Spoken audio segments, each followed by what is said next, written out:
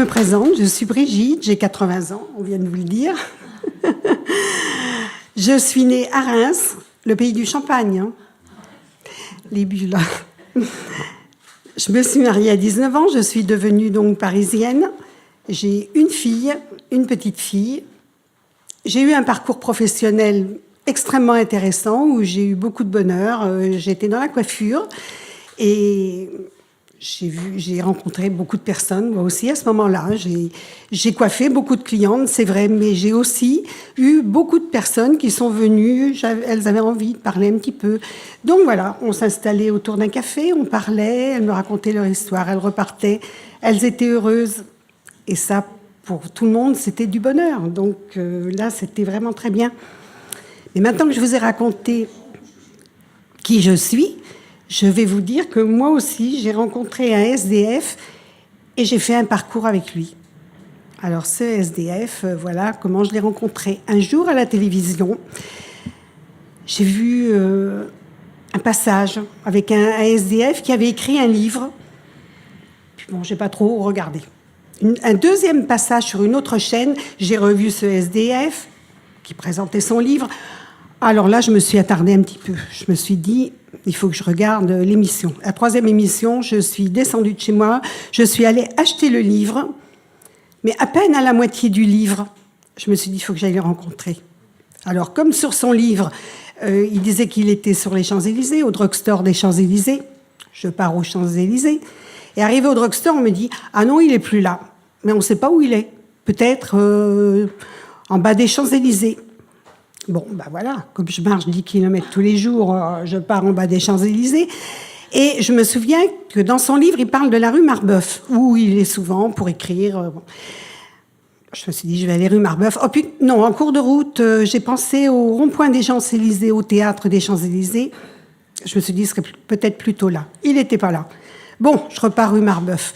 Mais en arrivant devant l'avenue Montaigne, ben, j'ai envie de passer par la rue Montaigne. Et là, du plus loin que j'ai pu voir, une tête connue, d'après ce que j'ai vu à la télé. Donc, voilà, je suis allée le voir, j'ai apporté mon livre, il me l'a dédicacé. On a parlé 2 minutes, je lui ai mis une petite pièce, et puis je suis repartie. Mais ça m'a interpellée quand même. Le lendemain, je suis revenue. Puis là, je lui ai posé des questions, mais des questions pas personnelles, puisque tout était écrit dans son livre. Donc moi, j'avais rien à lui demander à ce sujet. Mais je voulais savoir s'il touchait des aides, s'il avait un jour demandé RSA, s'il avait demandé une couverture sociale, s'il avait fait des demandes d'appartement. Rien. Non, rien. Bon. On s'est dit au revoir, je suis partie. Et là, quand même, je me suis dit, mais c'est pas possible, ça. Je suis rentrée chez moi et j'ai pris ma plus belle plume, j'ai écrit à la maire de Paris, en expliquant la situation. Je me suis dit, ça ne va pas durer, cette histoire. J'ai donc écrit. Je suis revenue le lendemain lui dire que j'avais écrit à la mairie de Paris, que j'allais faire des demandes. Ah bon? Bon, de toute façon, il ne me croyait pas. Hein, ça, c'est inutile de dire que là, je pouvais dire tout ce que je voulais. Je suis repartie. Je suis venue 1 fois, 2 fois après, bon, lui faire un petit coucou. J'ai apporté un petit paquet de chocolat, un bonbon, n'importe, enfin bon, bref. Et à peine 15 jours après, oh miracle, j'ai eu une réponse de la mairie. Alors on me disait toutes les démarches qu'il y avait à faire. Je reviens vite le voir et je lui dis, voilà, ça y est, on va entamer les démarches. Ah bon? Ah bon? Oh, si vous voulez. Oh, oui. De toute façon, comme il ne me croit pas, il ne me croit pas. Hein, alors. Je suis repartie, je me suis dit, il faut quand même les commencer, ces démarches. J'ai commencé les démarches. À chaque fois que je faisais une démarche, je venais le voir, je lui disais, il faut venir avec moi. Ah, mais moi, je peux pas, c'est pas possible, je peux pas quitter mon poste. Et comment je fais pour coucher le soir à l'hôtel, pour me tenir propre Non, je peux pas. Bon, alors, il y avait plein d'endroits où je me suis dit, mais qu'est-ce que je vais faire, moi, toute seule? Je suis pas lui, qu'est-ce que je fais? Alors, partout, on me disait, il faut qu'il vienne avec vous. Je revenais, il faut venir avec moi. Alors, 1 fois de temps en temps, il est venu. Par exemple, pour rencontrer une assistante sociale, parce que là, vraiment, il n'y avait pas moyen de faire autrement. Hein. Il est venu, mais alors, il fallait voir. Il ne tenait pas en place. Il ne tenait pas en place. On savait qu'il y avait encore 5 minutes à attendre avant de voir l'assistante sociale. Ça y est, il était parti. Il était parti, j'avais du mal à le rattraper, je ne savais pas où il était. Je me disais, on va tout rater, c'est pas possible. Et puis bon, On a quand même rencontré des assistantes sociales. Je lui ai fait toutes ces démarches pour avoir un logement. Alors, bien sûr, je suis obligée de me déplacer partout, sans mon personnage, hein, mais bon, ça n'a pas d'importance. Et les démarches, de démarche en démarche, je vois même quelquefois à la CAF, ça m'est arrivé, où il fallait qu'il soit là, hein, il fallait qu'il soit présent. Je disais, il peut pas, c'est pas possible, il peut pas. Alors, il fallait que je revienne prendre sa carte d'identité, que je retourne à la CAF, qu'on me fasse remplir les papiers, je revenais lui faire signer les papiers, je repartais. Enfin bon, bref, la galère. La galère. Mais il ne me croyait toujours pas, hein, malgré tout ça, hein, malgré tout ce qu'on avait pu entreprendre. Non. Bon. Et puis un jour, je suis venue lui dire « Ah, ça y est, on avance dans les papiers, ça se décante, on va arriver à quelque chose. » Et là, comme il ne me croyait certainement toujours pas, et ça, j'ai dû l'énerver, hein, ce jour-là. Alors là, il m'a dit « J'ai rendez-vous avec mes copains sur les Champs-Élysées. » Et là, je l'ai vu. Oh, il a mis ses bottes de 7 lieues, hein. Il a marché à une telle vitesse, et moi derrière, j'ai mis aussi l'embrayage, pas l'embrayage, mais la vitesse supérieure. Et je l'ai rattrapé, je l'ai suivi, hein. On est arrivé en même temps sur les Champs-Élysées. Et là, je lui ai dit, on y arrivera. Oui, on y arrivera. Très peu de temps après, on nous a dit, bon ben voilà, il y a un petit studio qui peut être libre. Alors, c'est peut-être un foyer, mais il m'avait dit, je veux pas un foyer. Alors, qu'est-ce que j'ai fait? Je suis allée visiter. Je me suis dit, il va jamais vouloir. Donc, ah non, pas le premier. Hein. Ah non, ni le deuxième. Premier, j'ai dit, ça va pas lui convenir. Deuxième, pareil. C'était toujours un foyer. Il avait un studio, mais il n'était pas libre. Ah non, il n'était pas libre. Ah ben non. En plus, il fallait... Ben non. Si tu voulais amener quelqu'un... Voilà, bon, attends, Jean-Marie. Troisième offre. Là, je me suis dit, le quartier, il est super. On me dit que c'est bien, il est libre. Je suis allée voir, je suis allée le revoir et je lui ai dit là, cette fois, il faut venir avec moi, il faut aller le visiter, ça va être le bon. Alors là, on est donc allé visiter ce studio, effectivement. Il était très bien. Ben, pour la première fois, il a pris confiance. Il m'a cru. Ah oui, il a cru, il avait les clés, il avait le studio. Alors bon, ben après, j'ai fait le tour de toutes mes amies et puis on a fait tout ce qu'il fallait pour trouver, tout ce qu'il fallait pour...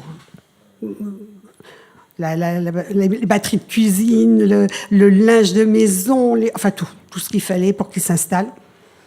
Et puis, il m'a fait faire un déménagement. Il m'a dit, à l'hôtel où je suis, oh, j'ai 2 fois rien.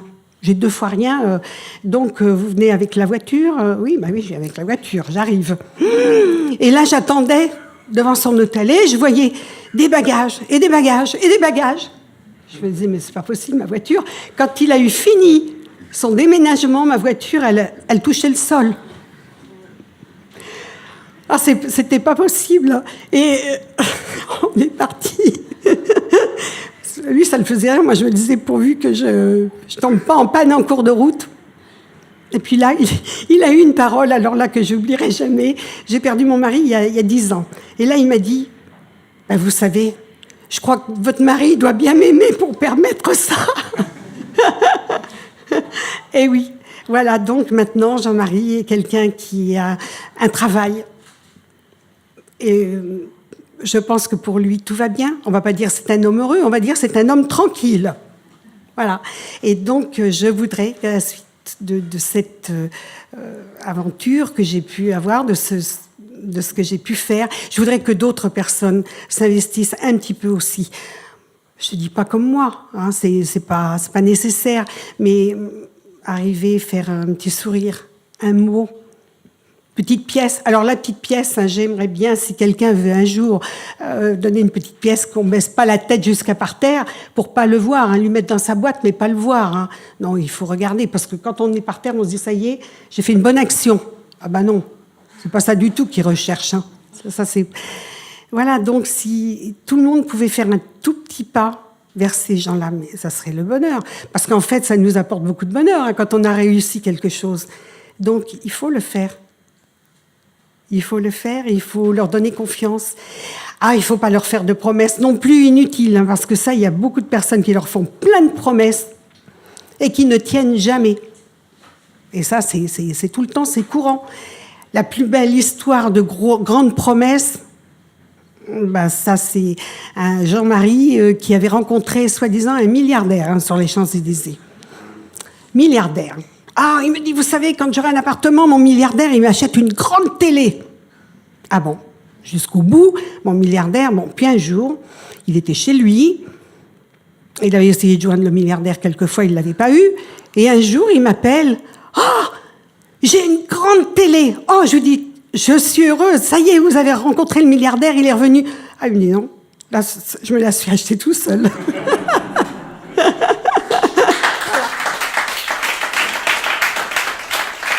Bon, c'est vrai que j'ai fait beaucoup courir Brigitte, parce que c'est ça qu'on est dans la rue. On perd confiance de soi-même et on perd confiance aux gens. Parce que par mon parcours de vie, on m'a fait énormément de promesses. Beaucoup de gens me promettaient ceci, cela. Et quand j'ai vu Brigitte débarquer, elle me sort, oui, je vous ai vu à la télé, le livre, tout. Bah, je lui signe le livre, puis elle me dit à demain. J'ai essayé pour vous aider. Moi, j'ai dit bon. J'y croyais pas du tout. J'y croyais pas comme beaucoup de gens. Et j'étais resté indépendant, seul, malgré j'avais mes quelques copains de rue, mais très souvent seul.